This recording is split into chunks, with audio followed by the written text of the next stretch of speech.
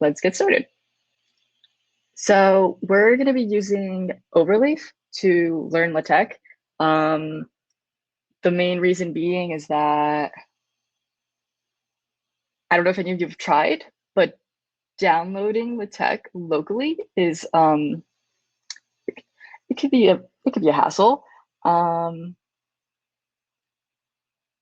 Terrell figured it out. So I don't know if any of you know Terrell, but he figured it out somehow.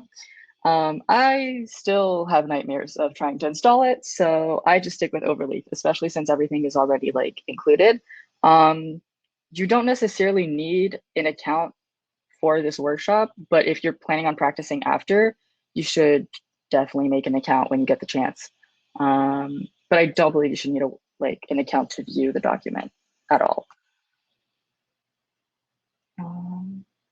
So moving on, this is going to be our table of contents. We're going to be going over what LaTeX is, why you should learn it, and then what goes into creating your first piece. And then we'll do the demo, and there's going to be resources available to you at the end. So first, what is LaTeX? So LaTeX is a tool used to create professional looking documents. It can either be pronounced LaTeX like I am saying it, or LaTeX like other people say it. They're both right. It's just instead of pronouncing like latex, you're just adding a K at the end. So LaTeX is based on the idea that what you see is what you mean, and it's abbreviated on the slide, meaning that you only have to focus on the contents of your document, and the computer's going to take care of like the formatting. So on Word, when you're trying to like space everything out and format it properly, sometimes things break. That shouldn't happen with the built-in functions and libraries that LaTeX has. So most of the times you don't have to worry about formatting because of the built-in libraries. When you're adding images, for instance, the stuff where word breaking and like your entire document just shifting out of nowhere, when that stuff happens in LaTeX, it's an easy fix. It tells you what to do, it's done and over with, and you move on with the rest of like your life. So it's something that you have to learn, like not that you have to learn, but you have like, in order to use it, you have to learn how to use it. But it's worth it in the long run. So then we're going to go over why you should learn LaTeX, which are the reasons for you to stop using Word and Google Docs, and any other form of documentation. Other than Markdown. Markdown's pretty cool, but that's unrelated. So here are the reasons why you should learn LaTeX. There's also like, I'm going to show you a bunch of examples after. So it's used all over the world for scientific documents, books, as well as many other forms of publishing. It allows you to like really quickly input any type of math, creating table of contents, referencing and creating bibliographies. I actually learned how to do that like a few hours ago. I didn't know about those two things. I must say, very, very quick. Like, I was very impressed. Having a consistent, and oh my God, yes, you have a consistent layout across all the sections. Like, it's great. It's beautiful. I had never used the amount of sections that I'm using in the demo. I'm very impressed at how LaTeX handles it. So the most important reason why people use it is because it separates the content from the styling, which means that you can write everything up and then worry about the styling after the fact. And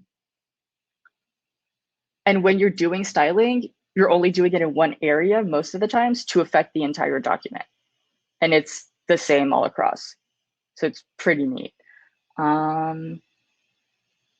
Yeah, you'll see all that in the demo. I also added that you can find a bunch more information about why you should learn it, and then an intro section over here. So you'll be able to access that at the end.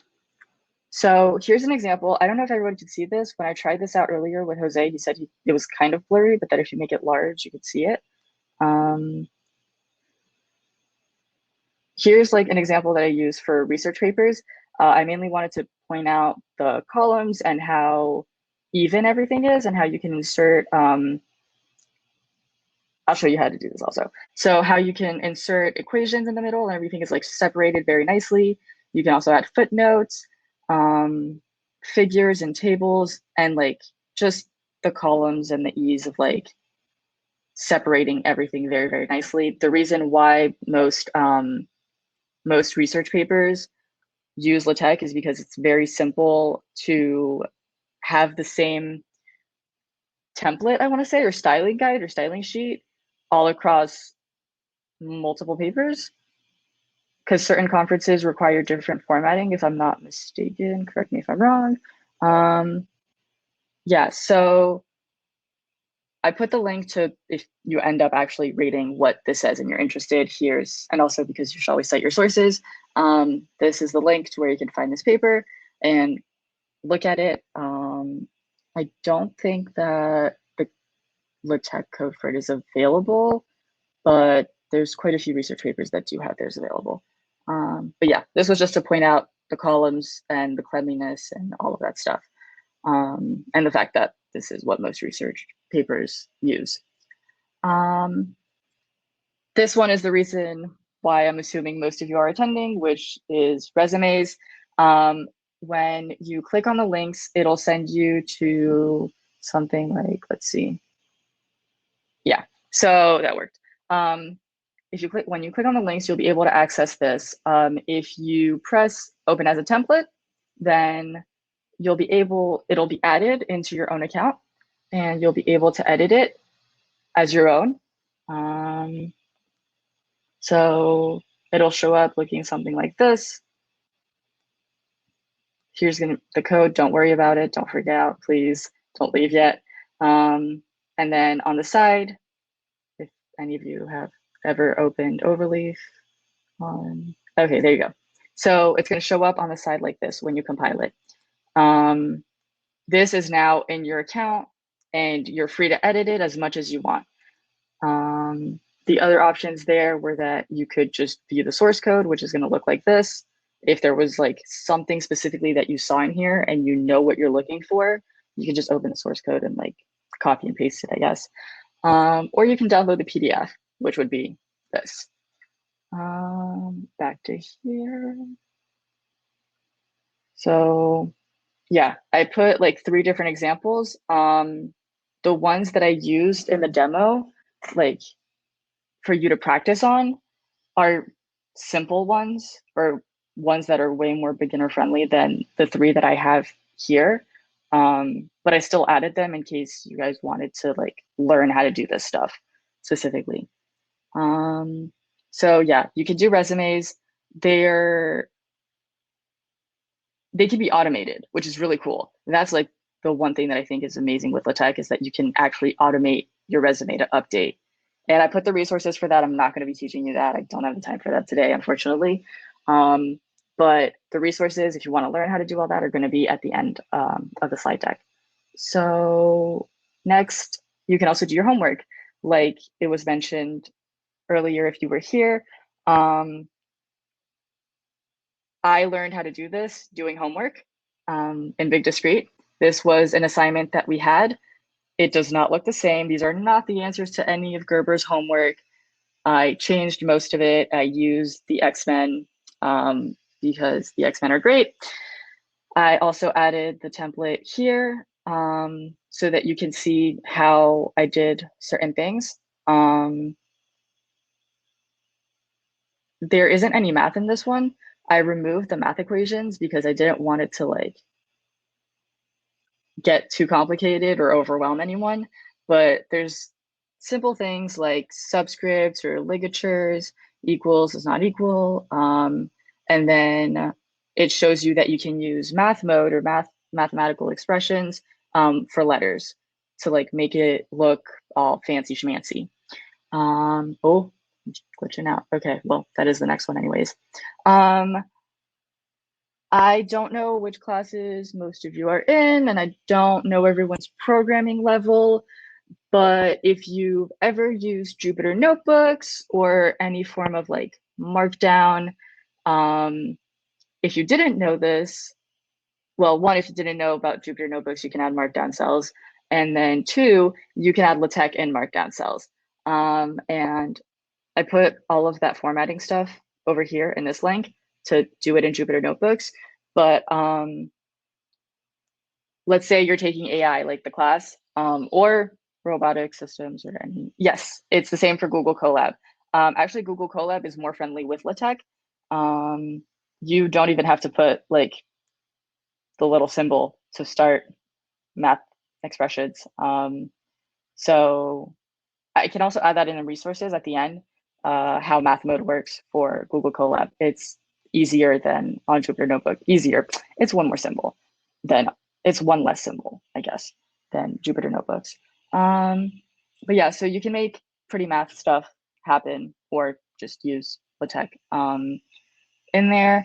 And then another thing that I wanted to point out, which is what I asked at the beginning, if you don't enjoy writing papers, but you enjoy coding, you should look at it this way. You're writing code to write your papers and you get to compile it and there's errors and there's debugging and it's annoying, but it's fun.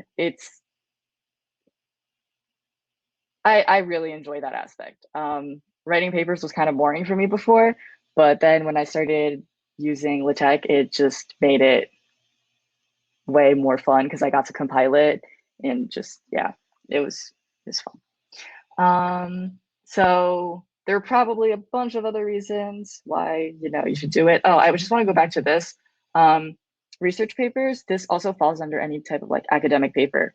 So like if you're taking technical writing and you have to write like some sort of documentation for a project or whatever it is your professor is having you do for that class, you can use LaTeX as a good starter to learn for like, that would be a easy intro to LaTeX right there if you're just doing text and no math and nothing like that.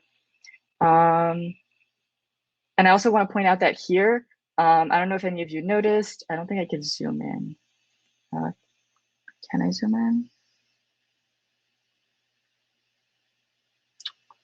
No? Okay, whatever. I can't zoom in. But if you notice the color differences, this is all stuff that you can find when you look at the template that I linked at the bottom down there. So if any of you were wondering how I did that. So now we're going to be going over, how you would go about creating your first LaTeX project. I'm going to try to cover everything you need to start on the right path, just like the basic commands type of thing. So yeah. By the way, this will also be available. I put this at the bottom. Don't worry about copying this information down. You'll have access to this template and you'll be able to see the output. So the way LaTeX works is, think of it kind of like Python or C or Java. Wait, Java. Yeah, Java does do that. Oh, I'm blinking. Yeah, Java does do that. So you know how you import your libraries at the top of C and Python and just like everywhere? Well, not everywhere. You can import anywhere in Python. Well, in C, I guess. We're going to use C as an example. So you would do the same thing here. You would import all of the packages that you're planning on using throughout your entire document. In this document, we only really need these three, well, need these three. I added this one just because I like the way the margins look. So yeah, that was just like me nitpicking at it. Then here is where you would add something like your information so that it would output as like your name, the title of the document, your name, and then the date. This can be changed. You can change what this looks like. You don't even really have to use this. You can put it like later on. This is just like the most basic way of doing it, or the proper basic way of doing it. Then any modifications that you're going to want to implement across the document that aren't in packages already here, you would add them here, like at this portion in your code. So you can think of these as functions that would apply where they're called. These can be either environments or commands. So let's say that you're trying to change the way your bullet points look. Like the first level that your bullet point, you want your first level bullet point to be a star instead of a box. You would change that here, and then it would apply everywhere where that was called, which is pretty cool, pretty neat, if you ask me. Things like changing colors, or the thing that I did in my homework where every time I typed begin question and then end question, it would show up as a certain color, and then I would do begin answer and answer, and that would also show up as a different color. All of that would go in this part of your code. Then to begin your document, it's always going to start off the same, begin document. Everything after that gets printed onto the PDF. I don't believe you can do this because I've gotten errors before. Maybe there's a way that I don't know of, but normally you shouldn't be able to like call these or make modifications and stuff like that once you type begin document, if you're in between begin document and end document. So you need these two, pretty much is what we're trying to say. In order for anything to print, you need begin document and end document. This is the command that's going to print out the information that you entered here. Then I just put begin command. That could be any command that is available in LaTeX or that you made yourself. Write some stuff to make it happen. And then you can also nest another command, and you can keep on doing that. So you can nest it just like with functions. You just always have to type end command for it to, finish, I guess. So this is all going to be available. When it's in the template, these are going to be commented out. So like end command, begin command, stuff like that, because if I run that, then it's not going to compile and you're not going to get any output, but it's in there and the layout is still there in the template. It's just commented out. That's just something I wanted you to keep in mind. So here's what the output of that little tidbit, ignoring this part. So anything here is just it's not print, just this part here is going to give you this right here. That's the most basic and simple way of doing it that I'm aware of, or that I've seen everywhere I've looked. Let's see. So the next one is going to be the demo and the resources. The link for the demo is available on the chat if you want to head over there. It's also going to be available here. I have both of them open. So what I want to show you is the differences between the two of them. So this is what the demo is going to look like. It's going to be filled out and it's going to have a bunch of stuff. Don't freak out about the amount of lines. I promise you, I put a bunch, you'll be able to see. And then your blank one, your template, is going to be filled out over here. It's not going to remain blank. I'm going to add some stuff. It's just that I'm going to be like making it so that it's like, hey, bold this part here so that you guys can actually get some practice out of it. I just wasn't sure what to do yet and how everyone was going to feel like comfortable. So I'm going to wait a few minutes until after to put this all together. It's going to be the same thing as the demo. It's just going to have some stuff that's not included, and it's going to tell you to do it so that you can get the practice. So let's get started with the demo. Here.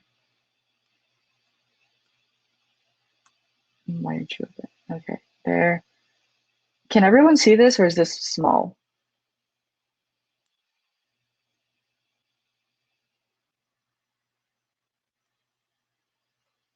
You can see it? Okay, it's not blurry. Do you want me to make a side like bigger or smaller?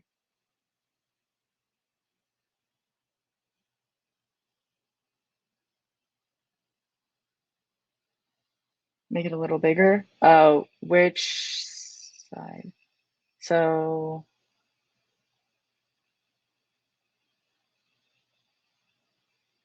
did that help at all? The right is a little bit, but the left is more important. Okay. Did that help?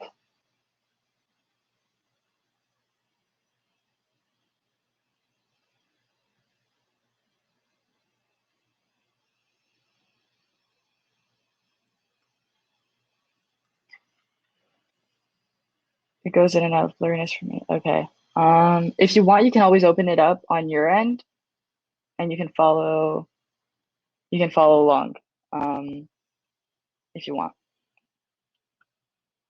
Okay, cool. So up here is, like I said, where you would put all of your packages. These are still packages. They're just like specific things that I'm applying. So I just separated it from, I just put a blank line. There's only supposed to be one actually. So if please read the comments when you're going through the demo. I added all the links to everything in the comments. So if you go to the link that's here in this comments, you'll be able to find every package available in LaTeX and what it does. And it's a pretty cool, here, let me show you. So it looks like this. You can either browse through here, you can upload your own, package, or you can go press on D and look for the one that you're looking for and see what it does specifically. So yeah, just that's the kind of things that you're going to find in the comments. I made it 12. This is where you would control like the font that you want and the style so the style that you want your document to look like. If you change this, you should get a different output normally. Oh, you can also make slides in LaTeX, just so you know. That is also going to be in the resources. I just didn't cover that because I don't know how to do it, but I want to learn. So yeah, that's just something I found out like yesterday that you could do that. So you would go through, add your libraries. Here is the part where I think it lets you do that.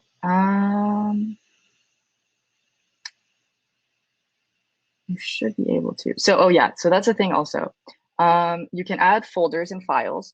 And then here, based on the sections that you made, you'll be able to go to specific places and see it in the outline. So if I press here, then it's going to send me up there. If I go here, then it'll send me to that spot. But I believe, if I'm not mistaken, that there's a way oh, by the way, that's where you would press menu to get all of your settings. I also put a link for the hotkeys. Honestly, learn your hotkeys. They're very easy to learn. They're the same ones that would apply in Google Docs, Word, for like bolding, underlining, stuff like that. So yeah, it makes the process way faster when you learn the hotkeys. So yeah, here's the intro. This is the part that's showing up here. I just filled in the information here. So in order for the ampersand to show up, because it's a character that's used as like a prefix to something in LaTeX, you have to add a slash. That's a backslash, right? Oh, is that no, it's a backslash. So yeah, so you'd have to add a backslash to make it show up as a character. I added a link to somewhere that shows you all of the ones that you need to add backslashes to in order for them to show up. So unlike in C, where you would add 2 of these to get a comment, this makes a new line in LaTeX. So I just put 2 there and it made a new line. Like I said earlier, any modifications, so like functions that you're going to write for the for your document would go up here. Here are the links to all of that.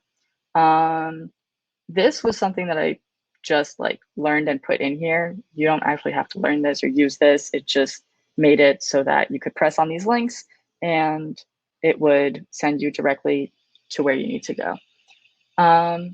So like things like this, you would put that up there, setting the colors. Here is where I'm defining what I want my new theorems to look like or the theorem styles. Again, look at the comments. You'll be able to find the links to show you all of that. I again put something about the hotkeys. So here's where your document actually begins on line 48. I put my title, which is what this line does. And then here's the table of contents. Here's how easy a table of contents is in LaTeX. That's all I typed. That is all I typed to make a table of contents happen. And the reason why it got out, the reason why it like shows up like that is because I used sections throughout the paper. And that's what's showing up here. So it just goes through, looks for what you call the section, and then adds it to your table of contents. You don't have to edits it automatically. You don't have to bother with that. You don't have to update it. It's great. It's beautiful. I didn't know that. I just want to say, very impressed. So yeah, more about the table of contents here. Sorry, I'll stop ranting for that. You can find more here. And then this is how you would add a page break. So I separated my table of contents from the rest of the paper. This was the tidbit of code I showed you guys earlier to make the new commands. It's just commented out. So it's still available just so that you can see the template and how it follows the style. So I broke this up, as you can see, in 4 different sections. And then at the end, I put references. So that actually teaches you how to do a bibliography, a basic bibliography. It doesn't follow any type of styling. At least not that I know of. I didn't set it to follow any type of styling. I just wanted to put something with a bibliography at the end so that you could, see what it would look like. That also gets added automatically. Just want to say that. It's just cool. Like I didn't have to add a section name. It just got added there. So yeah, we're going to be going over items and fonts, and then debugging and what you should worry about, what you shouldn't worry about, and then a disclaimer. Then I'm going to show you guys like I'm not going to show you guys research paper stuff. I'm just going to show you how you would make something look like a research paper. Then I'm going to give you some resume templates. So I didn't put a resume template in here because I didn't have time. I ran out of time to do that. And I also was very nitpicky with what I wanted it to look like.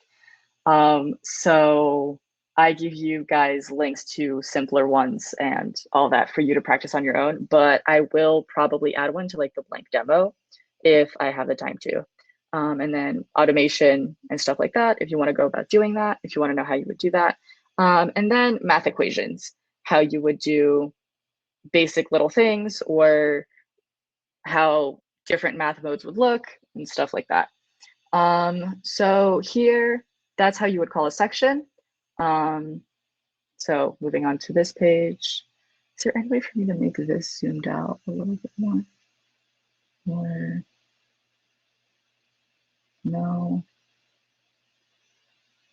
Is that blurry if I do that? Yeah, right? Okay, what about that?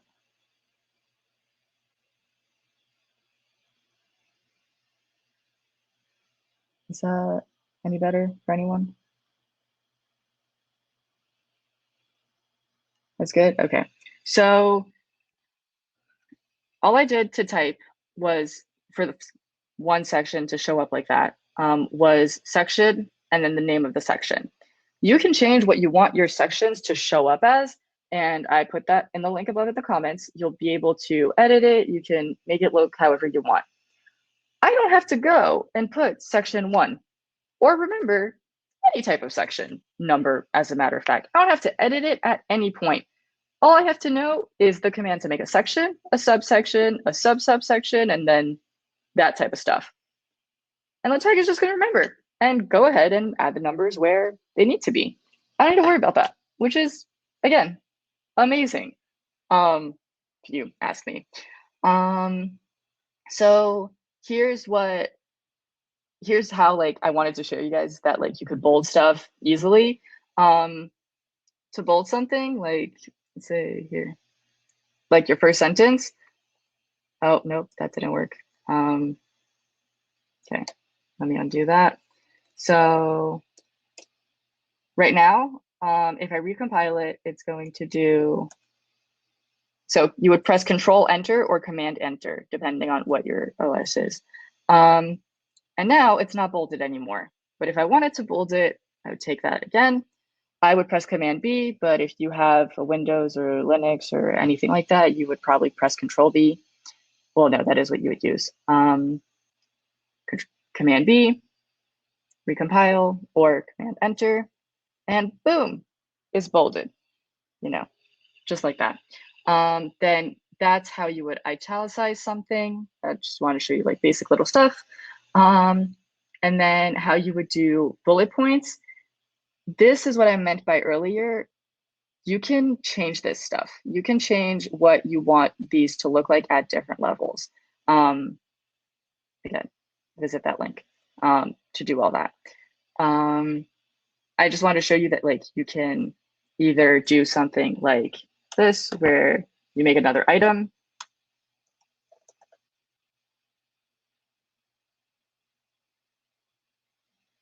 or like this where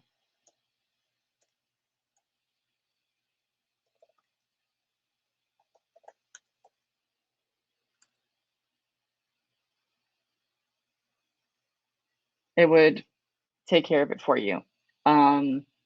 There's none of that, like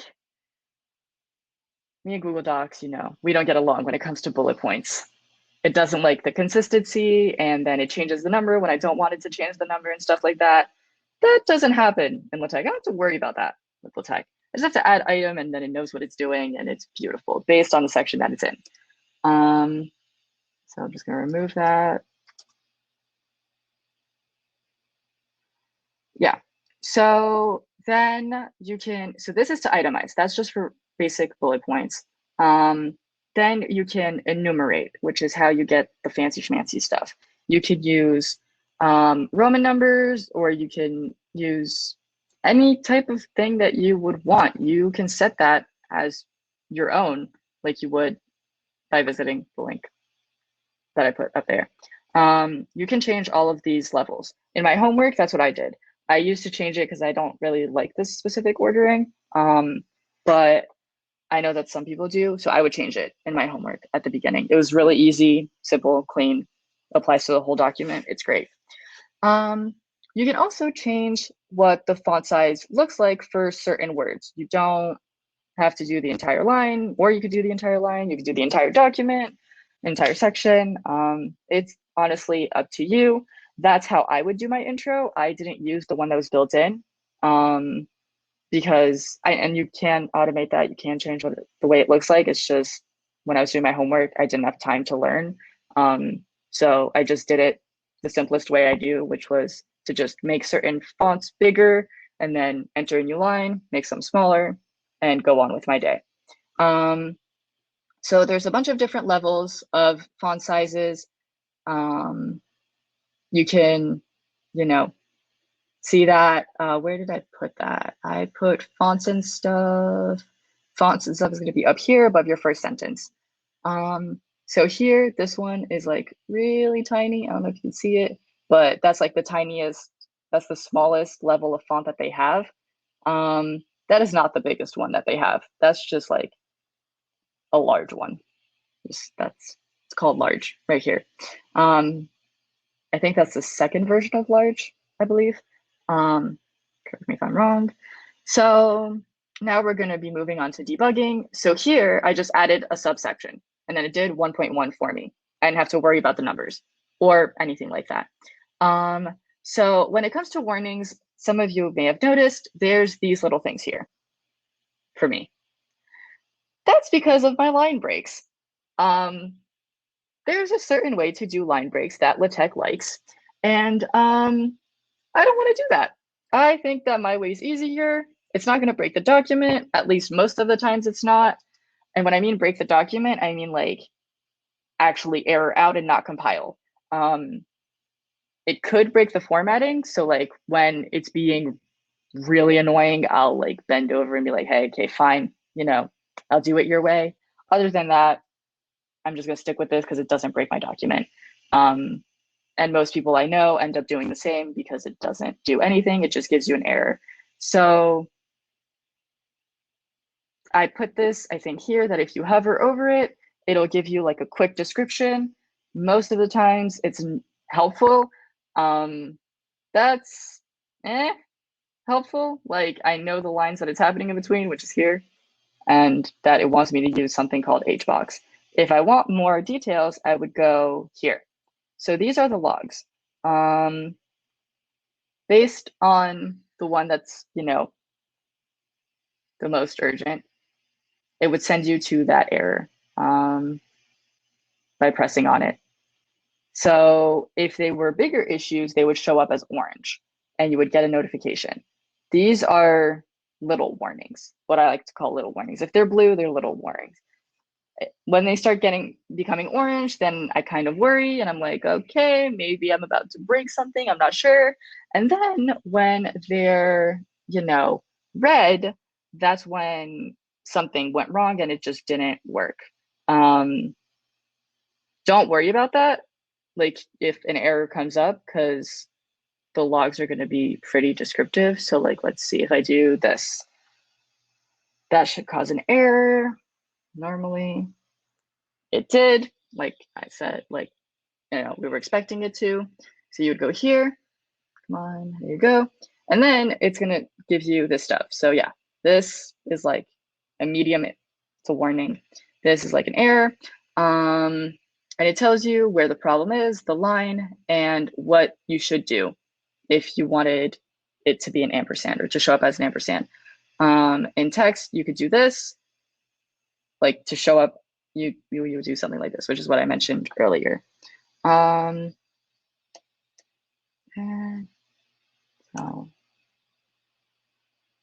I should fix it, and now it's happy again.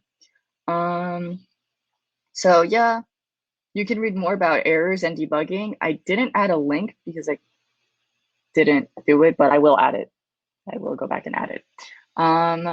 So then here I just added a disclaimer. I called it, you know, subsection disclaimer. And then I used a remark, which is like under like theorems, proofs, definitions, lemmas, and all that stuff. I just used it to show you guys what it would look like if you use something that's like a remark. And for more of that, you know, go to the link. The disclaimer is that you shouldn't freak out about the amount of text that's about to happen. They're all movie quotes from the Avengers.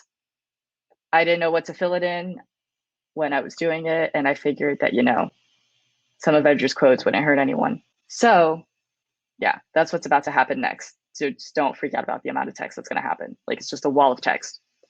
That's it. So here's how you would make the remark. You know, you begin and you end. You don't have to indent or anything like that for the command to work. And that's what it would look like right there. So then I put a section and it remembers. That's the second section. I haven't called it more than that, so it shouldn't appear more than that. Like I said, added a bunch of movie quotes. You can read them if you want. This too right here is a citation that, you know, some of you may have seen earlier that there was like a cite something on the side. The citation is going to send you, when you click on it, to the bottom, and it's going to send you to this link, which is where I got the quotes from. That doesn't follow any type of style guide at all. Don't worry about the style guide. I did not follow anything. I just pressed links to show you, you know, what it would look like and to add a bibliography. So then I added so if you want something to not show up as a column when you started your multi-columns, which is how you would do it here. Oh my God, did I forget? I will also add that I forgot the link to the multi-columns. My bad.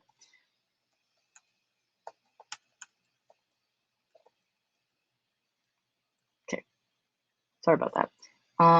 So you would do begin multi-calls, and then you would precise the amount of columns that you want. I didn't want more than 2 because I didn't want like people to not be able to read. And also I feel like more than 2 is a little bit overbearing for the size, like the paper size that we have. So yeah, I just made 2 columns, and then for it to not appear as a column, you do this.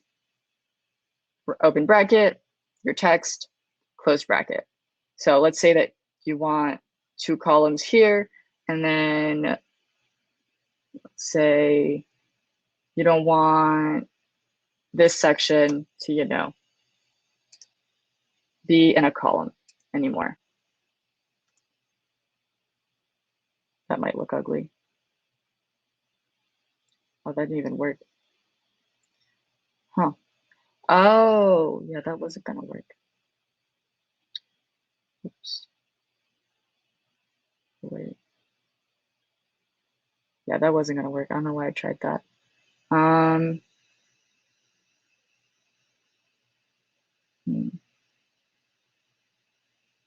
It worked earlier. Anyways, never mind. Ignore me. Oh, that's interesting. I don't know why that didn't work. I thought that would work, but never mind. That just added brackets. That's cool. I think that only works at the top then, maybe. Could be wrong. Might only work at the top. That's why it worked earlier. So yeah, I just added columns, sections, and it's gonna remember all throughout all of this, even subsections and all that stuff. Here's our first subsection. Oh wait, it was our first when I write it. Okay, so it's not our first anymore. It was our first. It was my first one when I wrote it to begin with. Then I added a math equation in here for no reason, just, you know, to show you that that's what it would look like if you were to do something that's like research type. It's just in there. I told you not to worry about it when you're going through the demo. You'll cover that in section 4. It's just in here so that you see what it would look like in the columns. Then I added an image. So where is that? So you would end the multi-columns, which is where, you know, this line ends. And then I inserted the image that I wanted. So that one. You can make it smaller, you can make it bigger, you can change the scale, you can change if you want it to be at the top or at the bottom by changing what's in here. And you would change the caption here. I didn't cover tables in this, but I will add resources to it in the slide deck. Just keep that in mind. I didn't add tables because I didn't want anyone to be overwhelmed with the formatting of them, because they can be like a little finicky. Not finicky. It can be overwhelming when you look at it for the first time. So I didn't want anyone to like get freaked out. So yeah, you would insert an image. This image is, oh, okay, great, don't zoom out. Okay, there you go. So this image comes from the folder that I have here. And at the top, I called that when I wanted the graphics path to come from images. So I don't have to keep on doing dot images throughout the entire paper. I just do it at the top. And then I don't worry about it for the rest of the document. So yeah, that's our first picture. And then I added some more columns just so that you would see, you know, you put the picture that you want, more columns. And then I added another one, you know, because Scarlett should, you know, you should always have pictures of Scarlett, just if you can. Just add one for good measure. That's what I put, just for good measure. Also for sizing so that you would see what it would look like when you play with the scales. Yeah, that was also another reason for doing it. Now we're going to be moving on to resumes. And again, I'm going to point out the section number, didn't have to worry about it. It did it on its own. So for the resumes, like I said at the beginning, I don't have a personal template that I made myself for this, but I gave you guys access to two of them here. So the first one is going to look like this. It's a blank template, meaning that all you would have to do is go in and either change the color at the top or and change, you know, where it says university name, company, stuff like that. I thought that this one would be pretty simple to start off with. And then the second one that I added was Jake's resume. I don't know Jake, like I put in the thing, just like, you know, had a clean, simple resume. This one is mostly beginner friendly.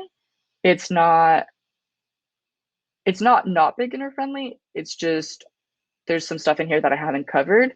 And what I haven't covered, you can easily Google or DuckDuckGo or Yahoo, whatever. Look it up. That's what I meant. You can easily look it up. Overleaf is more than likely going to have documentation for it. And if it doesn't, Stack probably will, or you'll be able to find it somewhere. There's nothing when it came to LaTeX that I haven't been able to find a resource for online within the 5 first links. Most of the times it's the top 2. Then I also put that when you're looking at, I don't know if Jake's resume does this, but I think the simple CV one does, if I remember correctly. The proper way of doing these sort of things normally when it comes to sections, so that you don't have this huge chunk of code, is to actually put it in files in here. Like you would have a file, you would have a folder called sections, and then you would call it at the top, and whenever you're calling those sections, you would call the files that are inside of the sections, so that you're not stuck with just a wall of code for the entire document, which is what Simple CV does. Then here I added our first link, I believe. I don't think I added any links earlier, but if you're doing a hyperlink type of thing, you would do it like this. I also added that resource all the way at the top, so you can go mess around with it. If you press on this, that's also something that I have in the slide deck. It's going to send you to the Overleaf resume gallery. There's how many pages of these? 74. There's 74 templates or different versions, you know, available.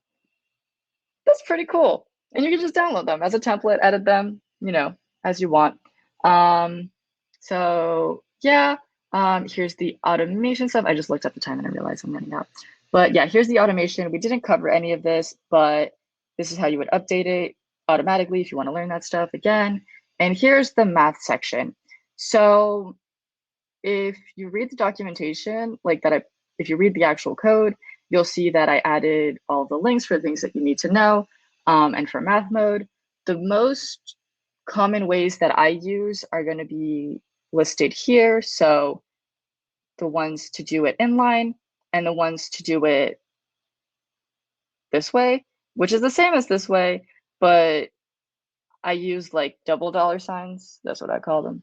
I don't know if there's another way, but yeah, I use double dollar signs because it just reminds me of the inline way. I don't have to do like the open bracket, close bracket nonsense. I don't think it's as neat as just, you know, sticking with dollar signs all across. So you can read through that and you can see how to do it for square roots and stuff like that. I'm also going to add the resources on that for subscripts and superscripts, the resources here. Then here I just added, you know, some random stuff like a theorem. That's how you would do it because I set it up at the top. So that's how a theorem would look. This is how a definition would look. And then I picked this one specifically because the parentheses that are used, if you look here, like left and then right. So these are going to change based on, like the size of them is going to change based on what's inside of here. So if I made this, let's see. I don't know if it's going to work, but if this breaks, then whoops.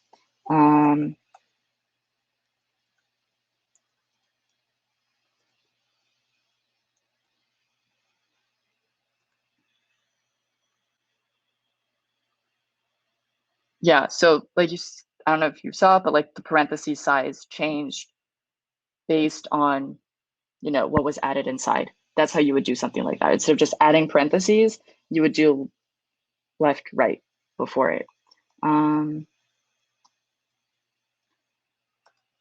Okay, so then I just wanted to add an integral so that you could see how you would do an integral if you're interested in doing that. I did a bounded one in line, but like I put in here, I personally don't really like the way it looks. It looks tiny. I think it's not that cute. And it looks like really smushed together.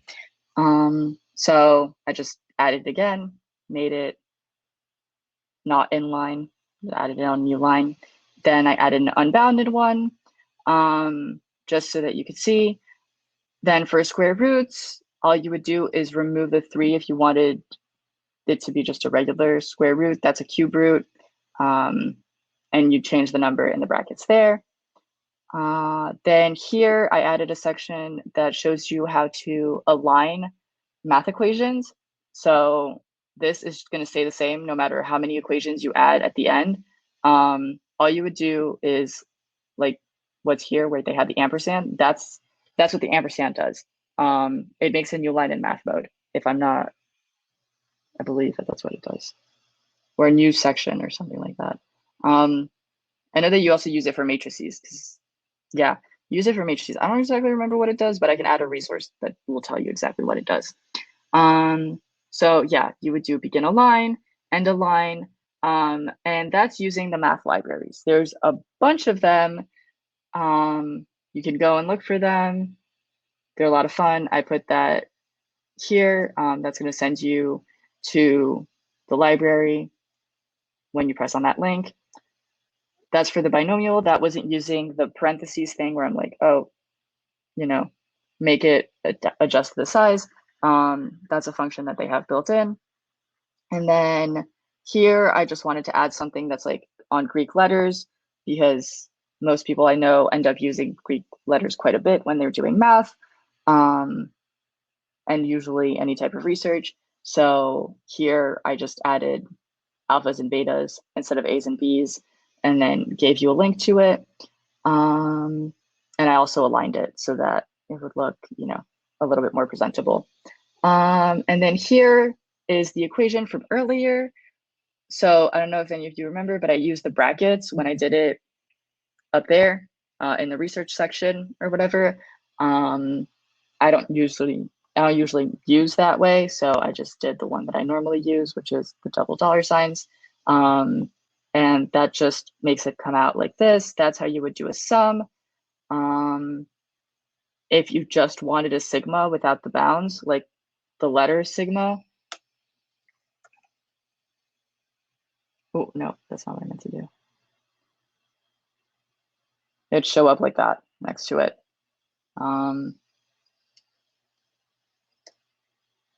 That's just something I wanted to show you guys. Why isn't it? Okay, yes. Let's see. And then the next section is the bibliography. So the number, again, link there to see more about it. The number that you put here is the amount of entries that you're going to be putting inside of your bibliography. The maximum amount that you can have is 99. That's just something that they have implemented. I put a 20 there because why not leave room for more? I don't want to have to go and constantly adjust the number. If I'm only going to end up putting 3 at the end, then I'll just put 3. And then the cool thing about the citations is that no matter where I put them, it's going to automatically remember the number, and I can switch these in whatever order I want, and the computer's going to remember. Like, it's not like with Word, because every time I've tried doing bibliographies with Word, I swear it's been a nightmare. This is way easier. Like, I'm impressed at how easy it was to do all this. So you would do bib item. This also goes to bib text or bib tech. that's usually what most research papers have available at the end, so that it just sends you to, I guess, the reference page, or sends you to like the link of resources, the list of resources that were used throughout a certain paper. Yeah, so you would put your bibliography down here, and then you would end your document, and that's everything, I believe. Did I go over time? Oh, wow. Right on the dot. Look at that. So if you have any questions or anything like that, I don't know if like I have time, like if I'm even supposed to stay after this, but I'm not gonna hold you guys up. I did put my information over here. So this is the resources page. It's gonna be filled out when it's on the website. Don't worry, when you access it, everything's gonna be filled out. If you have any questions or you wanna reach out to me or anything like that, here's where you can find me. I'm also on the KnightHacks Discord. You can also reach out to like Jose, Chris, or Harold. They all know me. So yeah, if you don't know how to get a hold of me. But yeah, thank you for coming, and I hope you really enjoyed this. I'm gonna head out now because I have to study for midterms. Bye, everyone. And you're welcome. Don't forget to go to that link, by the way. I don't know if it's like still pinned up there, but this is going to be available. And the recording of this is also going to be there. Yeah, that's where all of them are. Thank you. Good luck with the hackathon, guys. I hope you guys win. I know you can't all win, but like I hope you win. Bye.